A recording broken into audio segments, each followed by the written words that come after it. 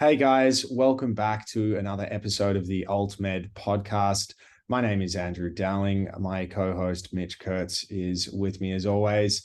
We're Howdy. going to be doing a bit of a different topic today to anything we've touched so far, and I think it's fair to say Mitch and I are a little bit excited about it. It is our great pleasure to welcome to the podcast Troy Valencia, who is an Iboga medicine provider from Awaken Your Soul. We're going to be learning all about Ibogaine, Iboga, and all related topics. So, Troy, welcome to the podcast. Thanks for joining us. I appreciate you guys having me, man. I got to spend a bunch of time checking out what you do, and I just want to thank you for that. It's beautiful what you're bringing to the collective. Oh, much appreciated. We're just kind of on a mission to give people different perspectives, information to allow them to to kind of explore whatever they think might be able to help them. So yeah, we appreciate your very kind words. So I'm Mitch and I are in the same boat in that we both know very little about Ibogaine. In fact, I'm going to just put my baseline knowledge at zero. This should be a pretty good discussion. But how, maybe talk to us a little bit about what you're currently doing and how you got into that space. Yeah, so my journey with plants started in 2018. I was working as a chemist and vibrational spectroscopist in San Diego, California. Amazing job, amazing career. Just had it all on paper, but under the surface, I was miserable. I grew up in the foster system, so for me, childhood was a traumatic time. Um, and so, at the end of the day, through what I call an angel or a messenger, I found my way to ayahuasca, worked with her, and had my life completely changed. About 6 months after that, I received a message from a woman who I'd never spoken to. And she said, I had a experience with something called Iboga. And in my journey, I saw you. And so obviously, you have to go. So she sent me to this place called Awaken Your Soul. I came down here to Costa Rica, and within an hour into my journey, I saw myself in Africa with the man who started the place. Was getting crazy messages, visions, all the stuff that you would have believed. And next thing I know, I'm living down here working at the retreat. So I'm, That's amazing. yeah, yeah, I mean, just straight off the bat, the idea of, because some of our audience will have had their own experiences with psychedelic medicine. And I know we're going to be sort of diving right into that topic today, but it's fascinating to me hearing those kinds of, I guess, profound accounts of what your experience was like, because you sort of think to yourself, is it really spiritual, or is it unlocking something that was already there in my brain to begin with that I just hadn't accessed previously? Like, what's really going on here? I don't know. Over the course of the discussion, I'm just throwing a flag down there just as an idea that we can maybe unpack over the course of the conversation. yeah. But talk to us about Iboga, because I must admit I know nothing about this particular substance. People, I think, are starting to learn about psilocybin and LSD here in Australia when it's now being discussed in proposed medical use. But what about Iboga and Ibogaine? Yeah, so I think it's most important to set the cultural roots down. So if you were to travel to Gabon, Africa, you would meet some indigenous folks called the Bwiti. Now, the Bwiti are the bearers of this medicine. To them, Iboga is not just a sacrament, it's a tool for ritual use, for rite of passage. Iboga is a connection into the ancestors, into the land of the dead. And so recently I was initiated into a cult, you can call it, of the Bwiti. You can think of the Bwiti as an umbrella term, and there's many traditions under that. There's the Fang, the Sumba, the Masoko. You can kind of keep going on and on with that. But to all of them, Iboga is their it's the gift from the ancestors to us. It's actually the definite or the translation of Iboga is to take care of for them. So Iboga is a root. Tabernacle Iboga is a root from a tree. And inside of that tree, you find an alkaloid profile of about 14 to 20 alkaloids. The literature is still out there, still research is still being done. And the primary alkaloid in this profile is Ibogaine, which is the one most people have heard of for its use in drug addiction treatments. So yeah, take us through that drug addiction treatment. So how did it come to have that correlation? Yeah, so there's a man named Claudio Naranjo. Naranjo, he was a Chilean psychiatrist, and he was one of the first to start using Ibogaine in his treatment sessions, and just found great efficacy in it in terms of opening up the spiritual side or the intuitive side of the clients and allowing for this deeper sense of wisdom to come out. Um, and so obviously from there, much research has been done. There's a woman named Deborah Mosh out of the University of Miami who has great data on this. But essentially, this Ibogaine has been discovered to be a cure for many of the addictions that the Western world falls subject to. 6 of the 10 main addictive substances are actually solved or cured by Ibogaine. It's very interesting how the medicine works, and it's not just things like alcohol, opiates, methamphetamines that it works against. It actually works with addictions such as addictions to eating, gambling, even addictions to suffering. One of the main things we see at a retreat here is people come and they're addicted to their story. They're addicted to their traumas, the patterns of their lives, and it actually works on a variety of levels. It's very, very interesting. It's like a stopgap between behaviors that you've kind of set up over a period of time as a result of either, let's say, maybe substance abuse or emotional abuse or various. It sounds like it's kind of got that angle to it. Yes, absolutely. So there's with the Ibogaine, there is a few ways it works. There's a neurochemical effect in the body, and it's not as simple as other medicines where perhaps you see some that have effect on 1 or 2 specific receptors. With Ibogaine, it acts on many receptors, and that's why it treats such a wide range of addictions. You can call it a full spectrum medicine, actually, Yeah. at sorts. So we kind of see that in cannabis a lot, right? You see like people Mhm. say, "Oh, it helps me with this, and helps me with that, or it can help me," and you're like, "Wow, it seems like a wonder drug at sometimes," and then you realize, okay, it's not everything, but the reason it does have effects is because there's so many different receptors in the body where it activates. So it's kind of similar to that in its method of action. Mhm. That's exactly right. And So, so, sorry, I just one thing because before we move off Boiti, I was looking it up while we were talking about it. So this is this practice, that was started in Gabon, which is just amazing, to sort of think about the roots starting there. And it's kind of they talked about in this article I just skimmed that modern Boiti involves the practice of ancestral worship and also animism, being the belief that objects, places, creatures all possess a distinct spiritual essence. Do you, in your own experiences with this particular substance, do you find that it really does plug you into, I guess, connecting with the nature around you, and even objects that you come into contact with? Yeah, absolutely.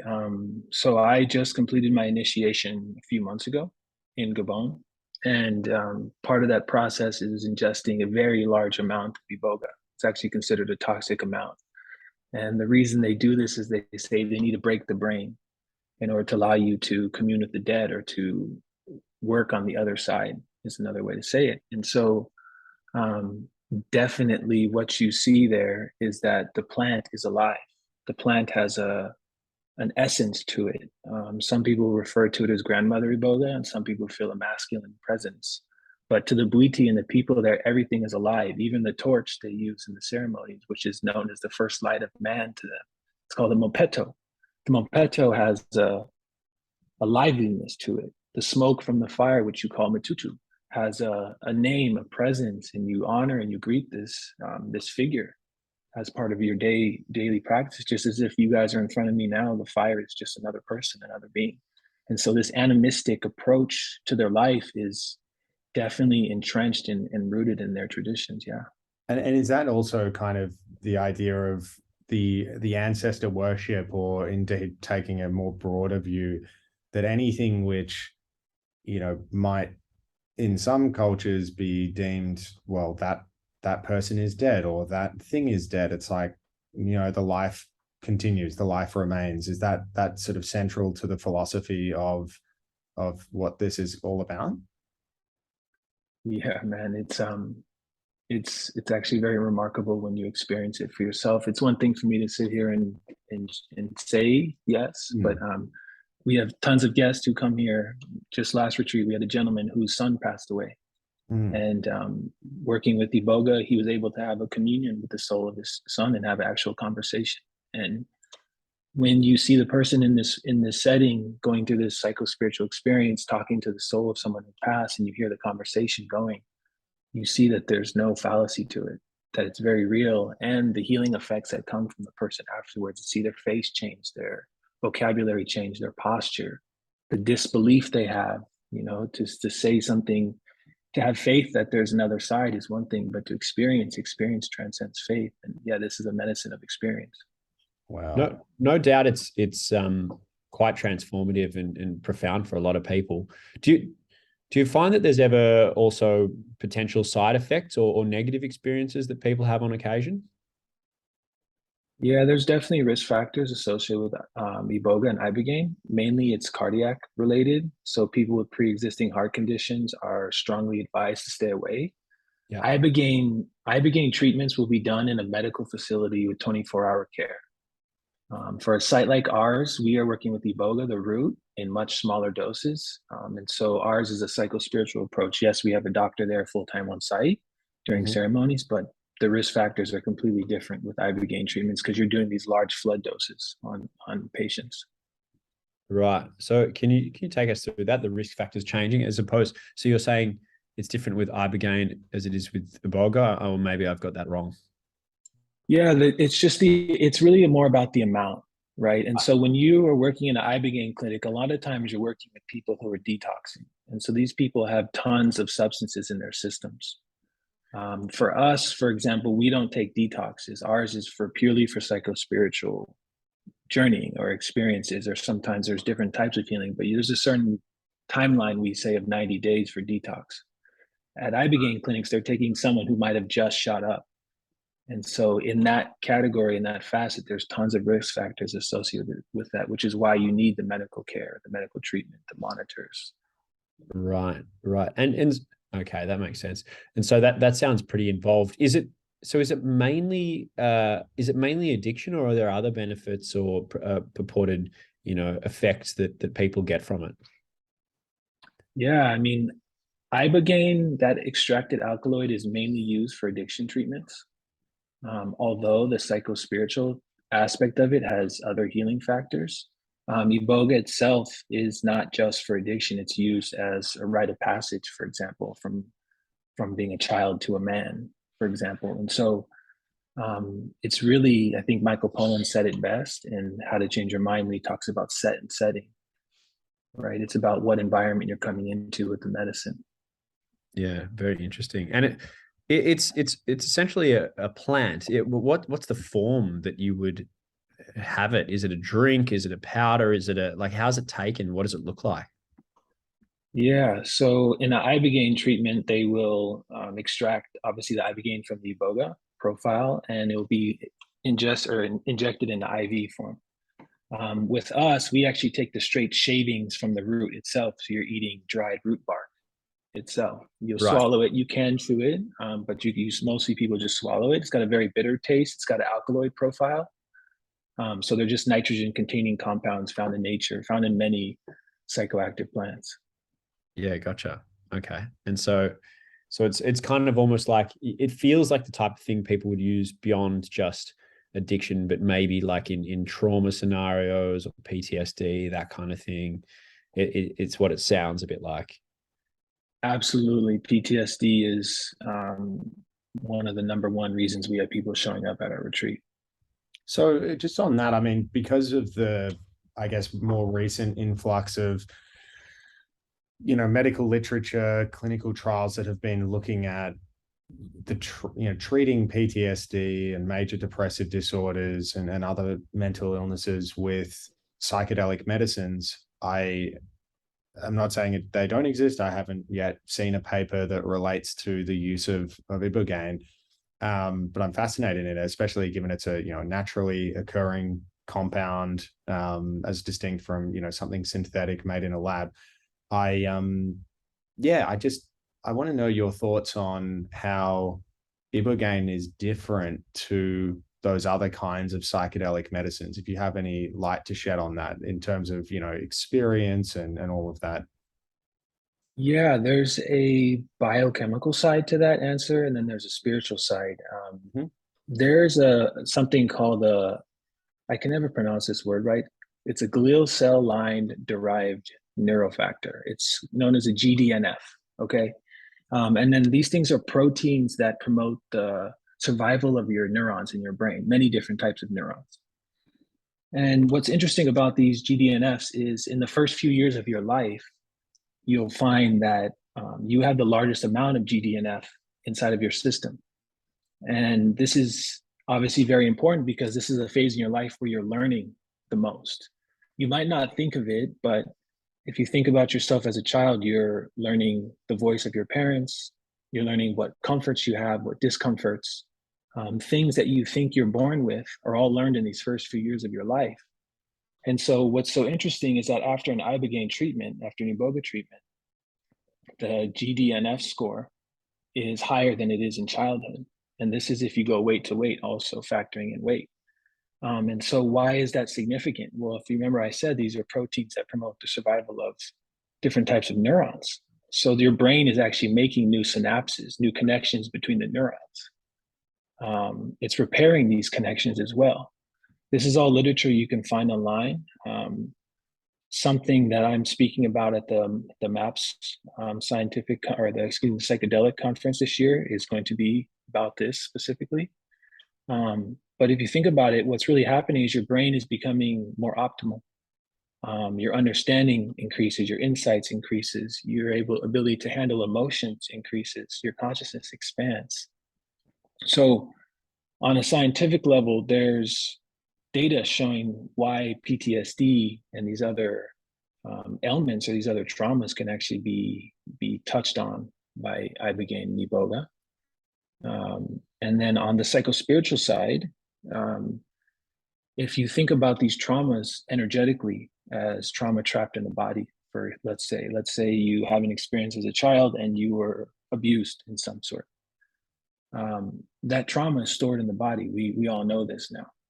And so working with these medicines allows you to relive these moments, but from a third party perspective, from the observer state, which allows you to get a new perspective, a new paradigm on these situations that happen in your life.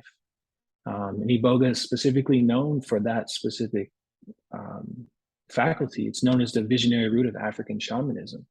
And so when you take this medicine, you essentially become a shaman of your own. You're able to journey back through this time of childhood and relive these moments from the observer state. You're able to process the emotions with the conscious adult mind and then extract them from the body, which is known as purging. That's, I mean, so profound. And when you consider that you have, basically a situation where, psychedelic medicine just as a field is, seeking permission from governments around the world to be taken seriously. And when you describe it in the way that you just have, which is just like the most beautiful summary where you're talking about actually meaningfully dealing with the root cause of someone's, distress, trauma, anything that affects their well-being, it's just crazy to me. And yet we have obviously all of these conventional medications that just at a very surface level alter neurochemicals in the brain and mute symptoms. And, it's just an extraordinary situation that we're dealing with. But unfortunately, and speaking from the Australian perspective, the last time that our medicines regulator, the TGA, looked into descheduling, psilocybin, to basically be a drug that could be prescribed by a doctor, they decided against it. And It's sort of interesting you bring that up, Andrew, because Ibogaine in Australia is Schedule 4, which is the same as CBD, which is very interesting because I don't know if enjoy is the right word, but it has illegal I think status. enjoys the right word. Sorry, Well, it enjoys it in Australia, but in the US, for example, it's completely illegal, and a lot of Western Europe. So it's interesting to see, basically the rest of the world says CBD is okay and we have it scheduled, and then the rest of the world says Ibogaine is, a narcotic, and we say, yeah, it's still a narcotic, but it's the same as CBD. It's a funny one. And when we talk about that, so Schedule 4 in Australia is prescription only medicines. It's that beginning of needing the class of medicines where you need a doctor to approve it. I mean, the doctor would need a clinical justification for prescribing that substance to treat that particular medical condition. But I think what you're saying, Mitch, is there is a door that might be ajar there that perhaps needs to be thrown open, but we'll leave that to the doctors. Yeah, theoretically, I mean, we could look into it, but no, it's very interesting. I'm curious, how long does a traditional session take in terms of the treatment? Oh, yeah, that's so And, with and Ibogaine, how long is a piece of string while you're at it, Troy? yeah, it's so I'll tell you, the Iboga journey is about 24 hours Oh, when you wow. sit with the medicine. Yeah, so we will sit at the fire, we'll ingest the medicine around 9 p.m. Usually the effects come on by 10:30, 11. At that point, the guest would be laying down in a mattress, put a blindfold on. It's a very inward experience. And then from then on, they'll be in the medicine definitely until about the next day in the afternoon. You won't sleep that night. It's a stimulant. So yeah, you'll be up all night. The next day, you'll be in a very almost like a lucid type of state. You notice people kind of staring off into the space. The mind becomes very quiet. And a lot of the insights actually happen the next day. We call that here the discovery day at the retreat. It's a very profound day. We have a sacred silence pretty much till dinner. And the majority of insights people get, unless something big came up in the ceremony, a lot of stuff comes in the discovery day time. It's a very beautiful portion of the process. So what then about I guess in that first onset, I'm sure, given that it's all being conducted as a medicine, you guys are very careful with, I'm sure, titrating and dosing and all of those sorts of things. But yeah, do you generally, what sort of symptoms are you looking out for to start to see that, okay, we're starting to see this substance acting on the patients? Yeah. So again, Ibogaine clinics will do the titration through the IV. For us, we're serving actual root bark to the people. Okay. So during the ceremony, we'll come up with a spoon of literally this very bitter tree bark, and you'll take a mouthful of it. There's a few symptoms. The main one is ataxia. The body, you start to lose balance a little bit. The central nervous system is affected. Mm-hmm. But also when we lay people down, we come do several rounds throughout the night, throughout the journey. And the first thing someone will probably start to notice is, this is a little bit crazy, but one of the big ones is your third eye starts to open up. And so what I mean by that is you'll see people laying on the mattress with a blindfold on, and they'll be looking at their hands, and they'll lift their eye mask up, and they'll still be able to see. It's a very common factor. I mean, this is a visionary route here. So your third eye expansion is a big one. That's something we always get a little bit of a grin at when we see people doing the hands thing, taking the mask off, and they look over to us and call us over and they say, I can see through my mask. And we're like, yeah. We kind of explain it. But really it's the walking, it's the physical imbalance is the main one we notice. Once we see that, the medicine, we can tell it's really starting to kick in, I guess you could say. And I'm also interested just in, and I love that third eye analogy. It takes me back actually to, I think it was Bill Hicks who described the phenomenon of squeegeeing your third eye. But There you go. I thought you were going to say it takes you back to Saturday night. And Sunday day, which might yet be my discovery day in weeks to come. But no, I want to talk about I guess whether or not there is a widespread use of Ibogaine recreationally, because I think there's a tendency, and we're obviously on this podcast we look at alternative medicines, but sometimes I find that substances get pigeonholed. So we think about this is only for this type of experience, or this is only for that.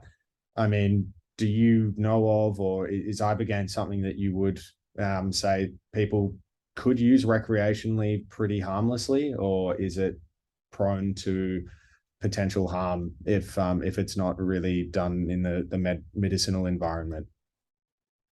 Yeah, definitely. That's something you're going to want to do with a professional for Yeah. sure. Microdosing Iboga itself, the powder or the root bark, excuse me, is extremely beneficial. That's something someone could do, just like microdosing psilocybin or anything else. But anytime you're kicking up the dosages, it's very important that you have trained professionals around you, especially in the case of Ibogaine. That's not something I would ever see anyone doing. Maybe in a psychotherapeutic setting, just like MDMA assisted therapy, there's a potential for Ibogaine assisted therapy. That's actually what I'm studying right now. I just finished my master's portion. I have a master's in chemistry already, but I've just got a master's in psychology from the California Institute of Integral Studies. And I'm switching to California Southern University. I start there in July for my psychology degree, a PhD, and so I could be a psychiatrist. And my plan is to actually do assisted therapy with Iboga. So it's definitely something that's on the table. I can't be the only one thinking about this. So yeah, it's definitely an approach out there. But I would say if you're going to do anything, it would be a microdose with Iboga itself, not Ibogaine. It's interesting. I was just kind of having a look at some of the more flood dose amounts or the higher doses causing rapid eye movement, which we mostly associate with the deepest parts of delta wave sleep. Sure. Would that suggest that we would almost have like dream-like experiences during your wake, in which sense you're kind of having hallucinogenic or altered state of consciousness kind of experiences? Is what is a traditional, maybe there isn't a traditional, but what is a typical type of experience that one might have on a higher dose of this substance?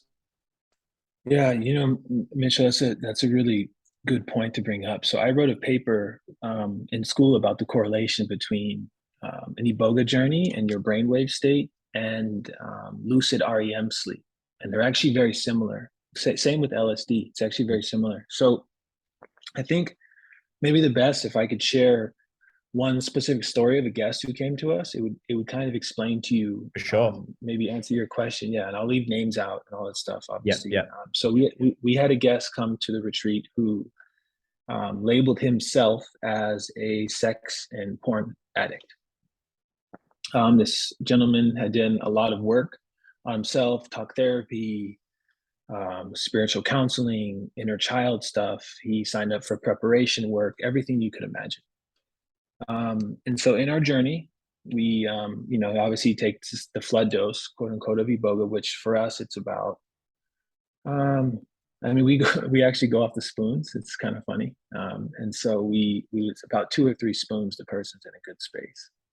And so this man lays down and I'm guiding him. So one of the beautiful parts about an Iboga journey that's separate from any plant medicine is with trained providers, we do something called the psychospiritual journey. And so what that would entail is you're laying on the bed, I would be sitting next to you, speaking in a very grounded, calm voice, and I would help guide you to find your breath. And then from there, we would use some of the techniques taught to us through our trainings. One of those techniques is you can travel to the moon to visit the dead, or you can relive your childhood. So in this case, I took the gentleman back to his childhood. And when he was 5 years old, his parents got into a big fight where his mother found the father's pornography collection. Big fight broke out in the house. The mother forced the dad to throw it all away. The fight was violent. And so obviously this was a traumatic moment for this gentleman. So in the journey, we go back to this age and we're reliving this moment, processing the emotions that are coming up, bringing a new perspective, a new paradigm to everything. And this man labeled the source of his addictions from this moment. He said that when the parents fell asleep after the fighting was done, he went outside, he went into the trash can, and he took one of the magazines out and hid it under his bed. And he believed that this was the source or the start of his pornography addiction, his sex addiction. So I'm guiding him. I also ingest Iboga during the ceremony. It puts us on the same vibration, the same wavelength. And when you're working with this medicine, it speaks to you. I can't explain it, but it speaks to you in a way that's just like your intuition does. And so something told me to ask him to go back to before he went into the trash can. And so I said, hey, once he was processing all the stuff, I said, I want you to go back to before you dug in the trash can. And I want you to start digging again. And this time I want you to ask the medicine, what is it that you were actually looking for? Right? And so this man goes back, he starts digging in the trash can. He's narrating to me as I'm sitting with him. And he starts bawling, just tears and tears and tears. And he says, love. I was looking for love.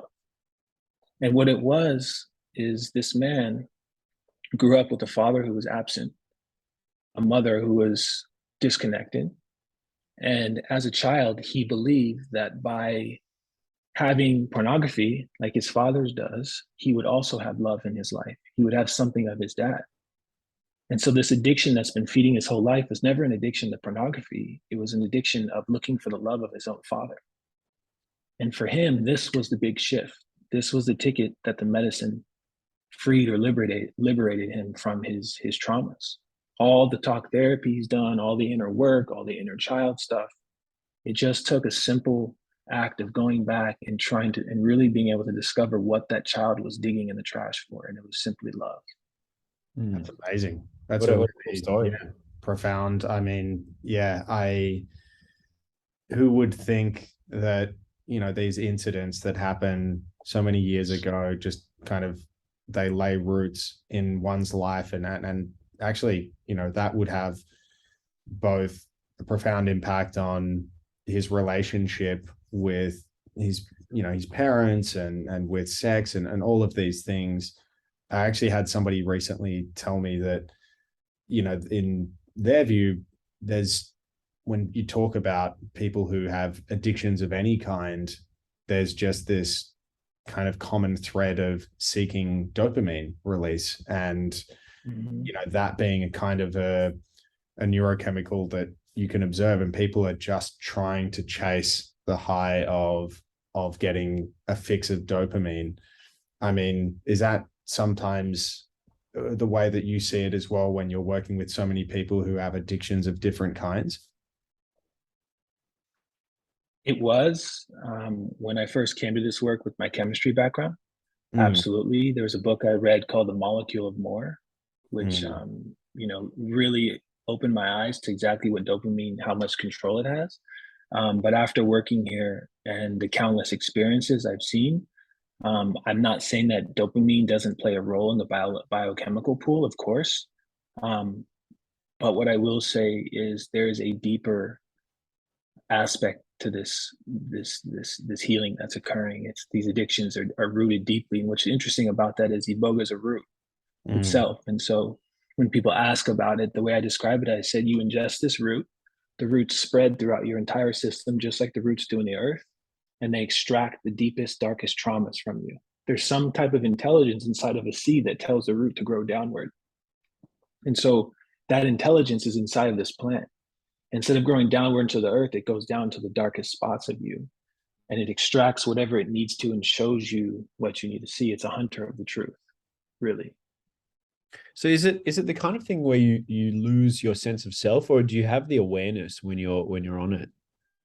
That's why it's so beautiful. It's you're fully aware. And that's what's so special about this medicine. It is like a lucid dream, as to what you were speaking of earlier.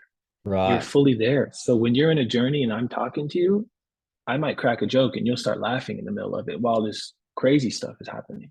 Right. So you But you're completely so present. there. Yeah. Yeah, you're there, you're present, you're grounded, you're in your body. And also you can be in space. I imagine that would take away a lot of the anxiety provoking elements that some drugs have on people, where people are, they're not in control anymore. So they feel this kind of lack of control can spur on, let's say, anxiety, paranoia, those types of feelings. So do you get a lot of those feelings in these trips, or less so? There's a part of this journey called a brain detox. And it can feel like your mind is racing with a million thoughts and you're just trying to catch them. Um, in my experience with this medicine, that's about the closest you get to being lost. And what we advise people is just to let it go. It's literally just scrubbing your brain. And so, yeah, the one thing about this medicine that really is different is that you are so grounded and present in it. You're there. And for some people, losing control is sometimes a great remedy for them, right? For some people, they do hold on to control so tightly that medicines like ayahuasca, who take that away, is a beautiful thing to go. But for a lot of people who come to Iboga, you find that the groundedness is something they always look back at. Like, oh, I'm just very thankful that I was able to observe it like I was watching a movie of sorts. So I'm trying to understand if it's like intense or not in a way. It Because is, and it isn't. It's very intense because the emotions are real. The flashes are real. The visuals can be chaotic, and it's not intense because once you settle into the medicine, usually first ceremony, people are very nervous, 9 times out of 10. Second ceremony, we do 2 at our retreat. The second ceremony, people are like, let's go, because they understand exactly what's happening. So yeah. once you settle in, yeah, even myself, when I do a deep journey now, I'll load myself up, lay down with the mask, and like I'm just so open to this experiment or experience. Yeah, that's very interesting. I had just a question as well about I think you talked about how some clinics, they go for like an IV method of delivery, but you guys are working with the roots. And I'm just curious because plant medicine is obviously, central to what we talk about on this podcast. There's only so much that just naturally occurs that you have control over. So say, for example, one root powder from one tree might differ in its potency or strength to another. I'm just curious, how do you guys manage the challenges that come with working from, naturally occurring plant medicine? Yeah, I would say two answers to that. The first and most important is reverence. We have a deep reverence for this medicine. We understand the sacredness of it, and in part two of that is we get our medicines from um, directly from the indigenous people in Gabon. There's a company, a nonprofit called Blessings of the Forest, who've just done amazing work on sustainability of Iboga. And so everyone we get our medicine from is a village that we've actually been to ourselves, and we know the source. The trees are usually between 60 and 100 years old. And the second part of that is that's what comes with the provider training. It's understanding how to connect to someone and really get how to gauge people and how to serve people this medicine. It's not just about putting a spoon in a jar and dumping in someone's mouth. There's a bridge that's formed between you and the person. And so we always take a less is more approach. We start off very slow with everybody. And what's interesting is one spoon for one person can be all they need. And for someone, it could be 3 or 4 spoons, maybe 5. And that's just part of the job. That's part of the training we all go through is really understanding how to really gauge where people are at. And I think there's no real way to say this. As my chemistry brain wishes I can tell you, 5 grams, 6 grams, 7 grams, but I could give that to 10 people and you'd have 10 different states of being. Just wondering, is it always the kind of thing that requires a spiritual or a guide, let's say, or is it something that you can do people take it recreationally? Do you know what I mean? Or is it always a medicine? I've never heard of a single person taking it recreationally unless there's someone who's worked with Iboga themselves for a very long time. Right. I've never, yeah, I like I said, microdosing for certain, but in terms of a large dose, I couldn't even imagine that. Just because, I mean, at the end of the day, it's hard for you to walk, it's hard for you to move, and so you want someone there to take care of you. Yeah, it's not something you can just go to like baseball and have a hit. No, absolutely not. You know, but they do use it in the ceremonies in Gabon. They use it. They stay up all night because it's a stimulant. So these people will be dancing throughout the night for hours. I mean, some of the ceremonies will start at 7 p.m. and end at 7 p.m. the next day. They Oh, just go and they'll be dancing until there's one collective heartbeat in the place. And that's what's so beautiful is you can feel it. Everyone has been dancing for so long. It's literally one vibration, one collective heartbeat. It's an amazing experience. Surely that would, is there any like hangover experience, anything like that? Because, sometimes even when, I've had a night had a few beers, I'm not always certain if it's always the beers or if it's sometimes that I've just been up too late and not sleeping, and like it's definitely the beers as well for sure.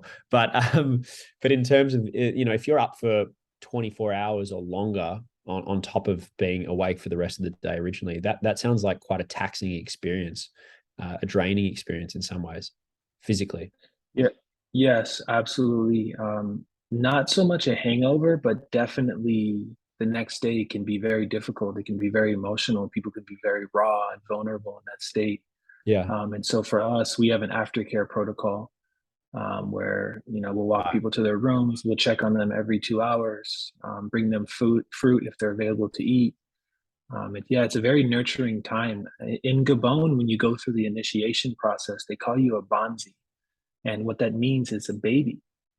And so if you really think about it, and you go back to the GDNF information I was sharing about how when we're children, this GDNF factor is so high in our brains. Well, after an Iboga ceremony, you're essentially like a child in ways. Some people need help walking; they need to be taken care of. They're very raw. It's a very fragile time. So yeah, there's definitely a hangover, but it's not so much a hangover of maybe feeling crappy. It's more of a hangover of just the openness that you're now facing. Right. So just like a sensitivity. Absolutely. Yeah. okay. Interesting. Have you done, by the way, Troy, a few trips over to Gabon to, I guess, yeah, firsthand see Yeah. where this Uh, stuff comes from? Yeah. Absolutely. My initiation was absolutely beautiful, and I was awake for 5 days straight. Wow. Um, yeah. Sounds like me in Ibiza, actually, but can't say I was on an Iboga It was trip. a deeply spiritual experience, Andrew. I Yeah. would agree with that. Yeah. Invite me next time. Totally. We could, yeah, I feel like, yeah, there's different experiences that we might need to do together, Troy. But yeah, would love to get over to Costa Rica and see all the amazing work that you guys are doing there. It's yeah, so whereabouts? I mean, I imagine there'll be a few people in our audience that'll be listening to this and just like, you know what, I actually would really like to to do a retreat like that. What Yeah. you guys? How frequently are you doing these types of experiences? Yeah, so the website is awakenyoursoul.co. We have the full retreat schedule there. We do about 20 retreats a year. And then we also have 6 or 7 ayahuasca retreats that are held here with a different set of providers that we know very well. And so, yeah, the retreat's very, very, very beautiful. Going back to what Michael Pollan said, the set and setting, we've taken Iboga and we maintain the traditional Uiti parameters, you could call them. We keep a lot of those intact, and we've brought in alternative healing modalities, sound healing, gong baths, inner child writing workshops, integration circles. We have art therapy, yoga, breath work, meditation classes. I mean, it's a full environment. It's a seven night, 8 day retreat. Fresh farm to table food, all organic. I mean, it really is a wellness experience with Iboga at the center of it, and we've done a really good job to take this medicine from this place in Gabon, which is a very rough environment, to be quite honest with you. you go there, it's very difficult to see the people, especially someone of Gabonese lineage like myself, to see the people, to the land where my ancestors were taken from, and to go back there and to see the struggles that are happening in that country is difficult. So we do our best to maintain a connection to the Bwiti, and we also understand that the Western world has certain comforts that that they like to have. And so it's a beautiful resort. It's retreat. It's 99-acre property. We have a 1-acre size swimming pool that's filled with natural water. It literally, the river flows through the pool and fills it up, and we clean it out every few days. Wow. It's just it's a very amazing place. I'm very thankful to be a part of this center. I feel so blessed. And the one thing I want to add too is we understand the importance of integration. And so for us, we eat the cost of integration with that. So every time a guest comes, you get prep work, you get integration work with myself or the Australian gal I was speaking of. And we've also partnered with Maya Health. They're a platform. I'm not sure if you guys have heard of them. They're a platform designed to assist people working with plant medicines that help do tracking of their journeys. Very, very beautiful platform. So we take this as serious as we can in terms of healing. It's not just come to the jungle and take some medicine. It really is a nurturing space where you're held from start to finish.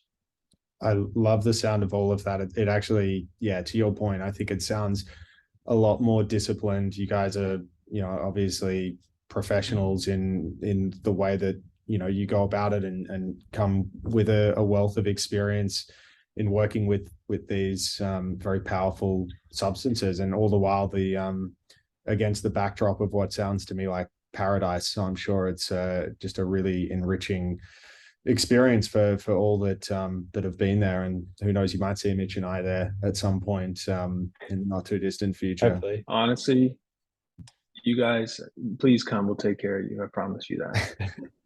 That'd be amazing, honestly. Yeah. We'd love that. Well, yeah, just again, Troy, I mean, as a starting point, we have learned so much from this discussion. And yeah, there's just so many crazy things to really reflect upon that have come out of it. But I mean, I just can't believe that there seems to be this situation in Australia where it can be prescribed by a doctor, but there's a huge fight that's sort of happening, or maybe not fight, but a movement or push towards getting psilocybin and MDMA and other things dropped down to Schedule 8. So I don't know, there could be a future for Ibogaine in Australia, but yeah. Well, I dare say it's already here somewhere. I haven't really looked into it, to be honest, but at that scheduling, it must be available. I agree entirely. So anyway, we'll sleuth around and see what we can find here. But yeah, thanks so much, Troy. We really appreciate your time and your insights. It's been a really fascinating discussion for us to learn a lot about. So yeah, until next time, we wish you all the best and take care of yourself. Yeah, I just want to one time thank you guys again for what you both do. There's obviously a shift happening in the world right now, and the role that you two are playing, Andrew and Mitch, it's absolutely critical. And so I just truly, I mean this from the bottom of my heart. Thank you for what you both do. It's this awareness it's valuable. I mean, there's nothing more important than spreading knowledge, truth, the way you guys do. So thank you. No, mutual respect, Troy, and yeah, we love what you do, and the help that you provide so directly to the people that have had the pleasure of working with you. We respect it enormously. So thank you so much for your time. I absolutely appreciate you guys. No worries. Cheers, Troy. Till next time, take care. Thanks. Cheers.